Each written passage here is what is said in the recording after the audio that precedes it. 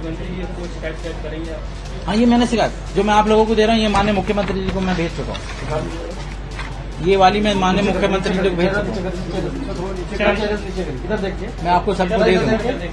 हर meeting में सभी जानते हैं, सारे स्टाफ जानते हैं कि मुझे हर मीटिंग में जो है मेरे लिए ऐसे शब्द बोले गए कि मिर्चें निकलेंगी, चुमर मिर्चें निकलेंगी, चुमर जाएंगे, तुमको सस्पेंड करा दूंगा।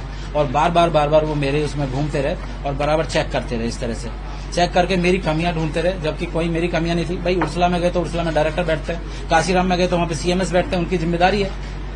और अगर कोई पीएससी सीएससी पे भी गए हैं तो जो वो कर रहे थे वो मैं भी करता था। और इस जाति सूचक शब्द भी बोले गए बीच बीच में मुझे, और मुझको ये कि तुम मंदबुद्धि हो, तुम्हें काम नहीं आता है, तुम इस तरह की मेरे साथ इनका दुर्व्यवहार क्या है।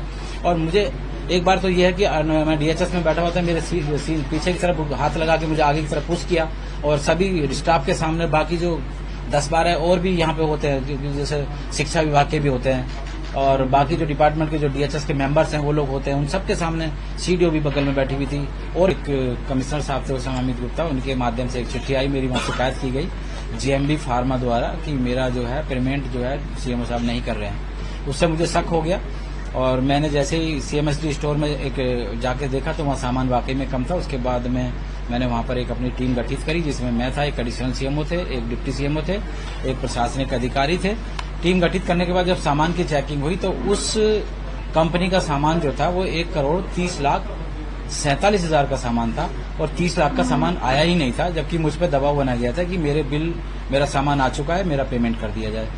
माननीय कमिश्नर साहब की तरफ से भी मुझे यही वो आया था आदेश कि इनका पेमेंट कर दिया जाए। तो हालत ये हुई कि जब मैं